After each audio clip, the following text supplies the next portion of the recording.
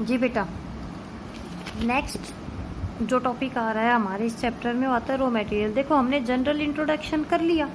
अब हम जो सबसे पहले बात करने जा रहे हैं वो करेंगे कि कौन कौन से रॉ मटेरियल्स हैं जो कि फोटोसिंथेसिस में यूज होते हैं। इन रॉ मटेरियल में सबसे पहली चीज़ कौन आती है? Carbon dioxide. दो टाइप के प्लांट है, कौन कौन है? जो कि लैंड पे रहते हैं यानी कि टेरेस्ट्रियल, और दूसरे जो कि वाटर के अंदर रहते हैं जिनको कि हम एक्वेटिक के प्लांट के नाम से जानते हैं। अगर हम टेरेस्ट्रियल प्लांट्स की बात करेंगे, टेरेस्ट्रियल प्लांट्स जो रहते हैं उनकी लीव्स पे होते हैं स्टोमेटल पोर्स, और इन्हीं स्टोमेटल पोर्स से वो जो एटमॉस्फेरिक CO2 रहती है उसको डायरेक्ट एसिमिलेट कर लेते हैं। कुछ थोड़ी बहुत अमाउंट में वो लोग क्या करते हैं, जो कार्बोनेट आयंस वगैरह जो रहते हैं उनको सॉइल से भी ले लेते हैं। क्लियर? इसके अलावा जब हम बात करेंगे किसकी, एक्वेटिक प्लांट की, एक्वेटिक प्लांट्स के ऊपर रहते हैं हाइड्रोफाइट्स। ये भी एज ए पोर ही रहते हैं बेटा, और इनमें क्या रहता है, ये जो डिजोल्ड कार्बन डाइऑक्साइड रहती है वाटर में उसको लेते हैं बाइकार्बोनेट आयन की फॉर्म में। क्लियर? तो एक एक्सपेरिमेंट था जो कि हमने 10th क्लास में भी किया था, और क्या शो करने के लिए था कि CO2 नेसेसरी होती है फोटोसिंथेसिस के लिए, जिसको कि मोल्स हाफ लीफ एक्सपेरिमेंट के नाम से जानते हैं। इम्पोर्टेंट किस लिए है या पढ़ किस लिए रहे हैं, क्योंकि चांसेस रहते हैं आपके पास क्वेश्चन ये नहीं आएगा कि एक्सपेरिमेंट को एक्सप्लेन करो, नहीं, आपके पास पूछ लिया जाता है कि ये जो एक्सपेरिमेंट दिया गया था ये किस साइंटिस्ट ने दिया या किसके नाम पर इसको बोला जाता है, मोल्स हाफ लीफ एक्सपेरिमेंट। उसने क्या किया, एक बोतल ले ली, सोडियम हाइड्रोक्साइड सॉल्यूशन लिया, कॉटन ली, कॉर्क वगैरह, D starch potted plant. D starch का मतलब कुछ पौधे होते हैं ना बेटा जिसकी जो लीफ होती है वेरीगेटेड होती है। वेरीगेटेड का मतलब कि कहीं पे वो हाफ कैसी होती है, येलो होती है, ग्रीन होती है। अब उसको जब हम एक पौधे को 3 दिन तक अंधेरे में रखेंगे तो उसमें से जितना भी जो स्टार्च है वो सारा का सारा कंज्यूम हो जाता है। क्यों? क्योंकि फोटोसिंथेसिस हो नहीं पाएगी। फोटोसिंथेसिस नहीं होगी तो वो किसको लेगा, जो उसके पास फूड रिजर्व रहता है। तो हमने क्या बोला, डी स्टार्च ले लिया, वैसलीन ले ली, और इसके अलावा स्टार्च का टेस्ट करके देखेंगे। तो देखो कैसे करेंगे। सबसे पहले उसने वही किया कि ये पौधा लिया, इसको 2 से 3 दिन तक अंधेरे रूम में रखा, स्टार्च इसमें से सारा चला गया। अब एक बोतल ले ली और बोतल में जो कॉटन रखी उसको किसके अंदर डिप करके रखा, KOH पोटेशियम हाइड्रोक्साइड सॉल्यूशन, और इसके ऊपर लगा दी एक कॉर्क, जो लकड़ी टाइप की आती है ना, वुडन जो कॉर्क आती है वो की कर दिया। अब ये पूरा का पूरा एपरेटस उन्होंने कहाँ पर रखा, सनलाइट के अंदर रखा। और किस हिसाब से रखा, इस हिसाब से रखा कि भाई जो बोतल है वो उस लीफ को अपनी तरफ खींचे नहीं। क्लियर? अब इसके बाद क्या हुआ बेटा, देखो जो हाफ इसका जो पोर्शन था वो तो बोतल के अंदर, और जो हाफ पोर्शन था वो था बोतल के बाहर। अब इसको यहाँ से तोड़ लिया गया। तोड़ने के बाद इसको क्या किया, वही अल्कोहल में जो वाटर बोथ होती है उसके अंदर इसको क्या किया बेटा, वाटर बोथ के अंदर इसको किया बॉईल। थोड़ा सा याद करो, यही हमने 10th क्लास के अंदर भी पढ़ा था, है ना। जब हम बॉईल करते हैं तो इसकी वजह से वो डीक्लोरोफाई हो जाती है, उसमें से जो क्लोरोफिल पिगमेंट्स रहते हैं वो ख़त्म हो जाते हैं। और फिर जब उसको आयोडीन सॉल्यूशन के साथ ट्रीट किया गया, ठीक है, तो बेटा वो हिस्सा जो कि इसका उधर बोतल के अंदर था वो कलरलेस रहा, लेकिन दूसरा जो हिस्सा था वो कैसा हो गया, कलर्ड, यानी कि ब्लैक हो गया था। इसका क्या मतलब हुआ कि जो स्टार्च का टेस्ट था वो कहाँ पर हुआ, क्यों? क्योंकि इसको जब वापिस से लाइट में लाए थे तो 6 से 7 घंटे में इस पौधे ने क्या कर ली, फोटोसिंथेसिस। यानी कि ये ब्लैक क्यों हुआ, क्योंकि जो स्टार्च होता है वो आयोडीन के साथ में ब्लैक रिजल्ट देता है। यहाँ पर क्यों नहीं हुआ, क्योंकि जो KOH रहता है उसने क्या किया, जितनी भी जो कार्बन डाइऑक्साइड थी उसको कंज्यूम कर लिया।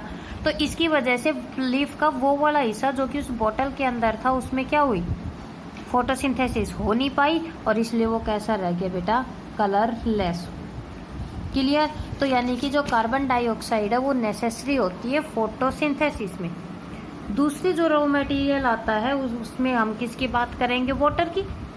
अगर हम वाटर की बात करते हैं तो हमने पहले भी ये चीज़ कर चुके हैं कि वाटर हाइड्रोजन डोनर का काम करता है। फोटोसिंथेसिस के टाइम पे जो ऑक्सीजन रिलीज आउट होती है वो कहाँ से होती है, वाटर से होती है। और इसके अलावा जो कार्बोहाइड्रेट जो बनते हैं वो कहाँ से आते हैं, इसी वाटर से। C6H12O6 है ना बेटा। तो देखो C6H12O6 तो कार्बन और ऑक्सीजन तो खुद किसकी है, CO2 की रहती है। लेकिन जब हम वहाँ पर बात करेंगे हाइड्रोजन की, वो जो हाइड्रोजन डोनर रहता है वो रहता है हमारा वाटर। लेकिन कुछ बैक्टीरिया रहते हैं जो कि वाटर को यूज नहीं करते, जिनमें कि हम बात करते हैं किसकी, सल्फर बैक्टीरिया की, हाइड्रोजन बैक्टीरिया की। वो कहीं और से अपनी जो हाइड्रोजन रिक्वायरमेंट्स रहती हैं उनको कंप्लीट करते हैं। क्लियर। तीसरा जो रॉ मटेरियल आता है वो आती है light, visible part of electromagnetic spectrum, जिसकी रेंज होती है 300 टू 760 नैनोमीटर या 390 से 760 नैनोमीटर। ठीक है। कैसे कि 390 से जो कम रेडिएशंस की जो वेवलेंथ आती है उसको हम क्या नाम देते हैं, यूवी रेडिएशन के नाम से जानते हैं। और जो 760 नैनोमीटर से ज़्यादा की आती है उनको हम बोलते हैं इंफ्रारेड रेडिएशन। तो इनको हमने क्या बोला, visible part of electromagnetic spectrum. हम ये वाला हिस्सा बोलते हैं बेटा विबग्योर, कि सन से कई सारी रेडिएशंस आती है। और अगर हम इन रेडिएशंस को पर्टिकुलरली देखें तो इनको कई सारी कैटेगरीज के अंदर डिवाइड कर रखा है। एक बार ध्यान से देखना बेटा, 390 से 760 नैनोमीटर की जो रेडिएशंस आती हैं उस वाले हिस्से को हम नाम देते हैं लाइट स्पेक्ट्रम। 760 नैनोमीटर से ऊपर वालियों को बोलते हैं इंफ्रारेड, उससे ऊपर वाली रहती है इलेक्ट्रिक रेडियो। ठीक है। लाइट स्पेक्ट्रम से नीचे वाली यूवी, अल्ट्रा वायलेट रेडिएशन, उससे नीचे की रहती है एक्सरे, देन गामा रे, और सबसे लोवेस्ट रेडिएशन रहती है कॉस्मिक रे। तो लाइट, सन से जो ये अलग अलग रेडिएशंस आती हैं, इनमें से जो ये इतना हिस्सा होता है बेटा, इसी को हम क्या नाम देते हैं, लाइट स्पेक्ट्रम के नाम से जानते हैं, जिसमें कि अलग अलग कलर्स की रेडिएशंस होती हैं। कहाँ से शुरू होती है, विबग्योर, वॉयलेट, ब्लू, है ना, blue green, green yellow, orange, orange red, red. तो रेड से ऊपर वालियों को हम क्या बोलते हैं, इंफ्रारेड, और वॉयलेट से नीचे वालियों को हम क्या बोलते हैं, अल्ट्रा वॉयलेट रेडिएशन। क्लियर। तो इतनी समझ में आया। अब 390 से 760 नैनोमीटर का ही वो हिस्सा होता है जहां पर फोटोसिंथेसिस होती है, और इस हिस्से को हम बोलते हैं PAR region, photosynthetically active radiations. Clear. Maximum जो फोटोसिंथेसिस होती है बेटा वो होती है ब्लू और रेड रीजन में, लेकिन जो ग्रीन वाला हिस्सा होता है या तो वहां पर होती नहीं, और अगर होती भी है तो सबसे मिनिमम होती है। नेक्स्ट जो हमारा आता है वो आता है क्लोरोप्लास्ट। अब थोड़े से बोरिंग महसूस हो रही है क्या, नहीं ना, कि मैम ये तो हमने 10th क्लास में भी किया था, लेकिन बेटा ये जनरल इंट्रोडक्शन ही है, क्योंकि इसके बाद तो जो कॉम्प्लेक्सिटी है वो इंक्रीज करती जाएगी। लेकिन अगर हमने यहाँ पर ध्यान से नहीं पढ़ा तो जो आगे जो टर्मिनोलॉजीज आएंगी वो बिल्कुल भी समझ में नहीं आने वाली।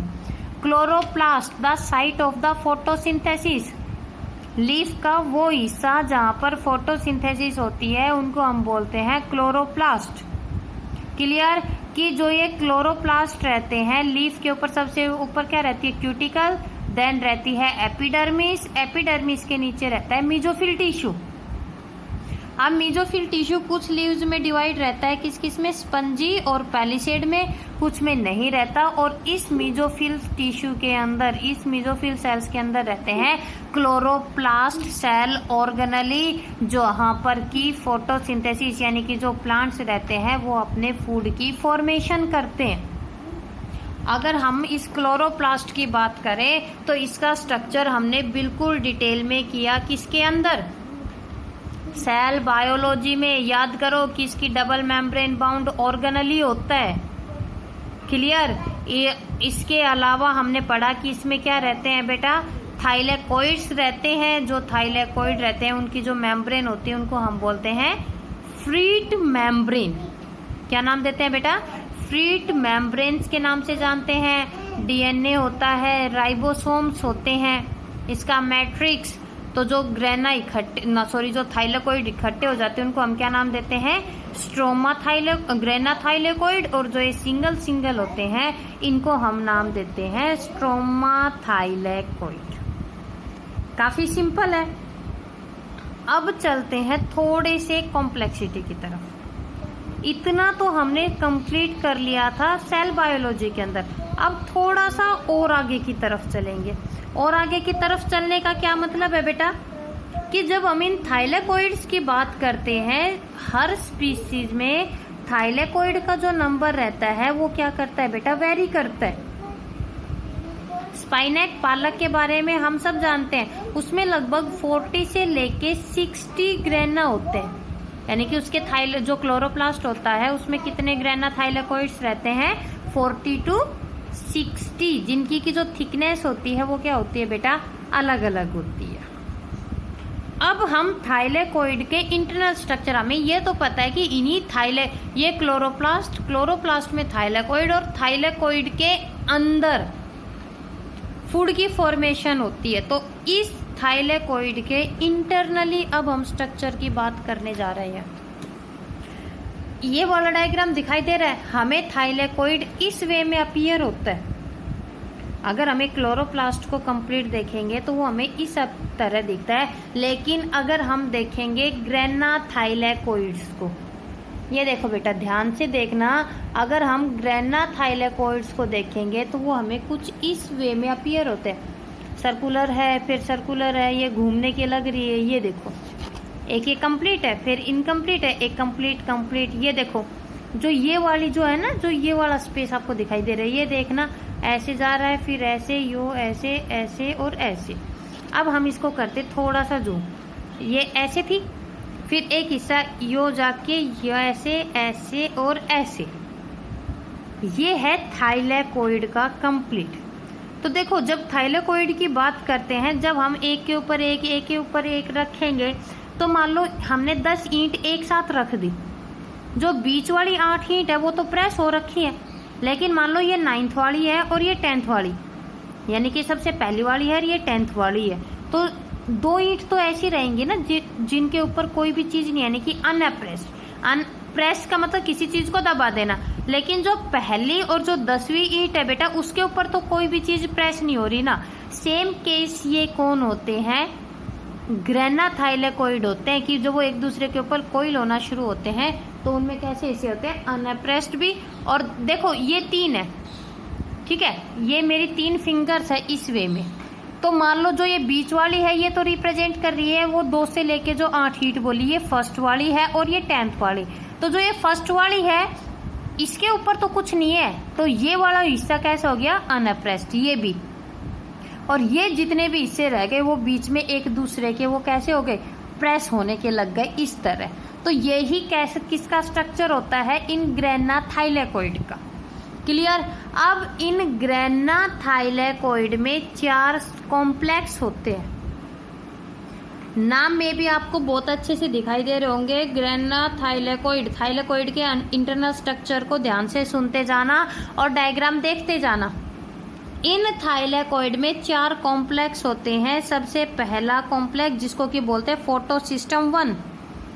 इनकी स्ट्रक्चर ध्यान से देखना बेटा कि कौन से सिस्टम को कैसी स्ट्रक्चर से शो कर रखा है। ये देखो, ये 2 करके ये जो सबसे पहला कॉम्प्लेक्स जो कि थाइलेकोइड के अंदर रहता है उसको हम क्या बोलते हैं? फोटोसिस्टम 1। 2 की जगह जो ये 3 वाले आपको दिखाई दे रहे हैं इसको हम बोलते हैं PS2, यानी कि फोटोसिस्टम 2।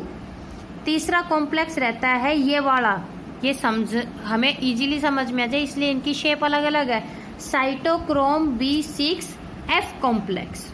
और जो ये इस टाइप की जो शेप बन रही है इसको हम बोलते हैं कपलिंग फैक्टर। थाइलेकोइड के अंदर 4 कॉम्प्लेक्स है, photosystem 1, photosystem 2, cytochrome B6F complex और इसके अलावा जिनको कि हम नाम देते हैं कपलिंग फैक्टर। इतना समझ में आया? अगर अब हम आगे चल के हम इन्हीं फोटो सिस्टम्स को और पढ़ेंगे।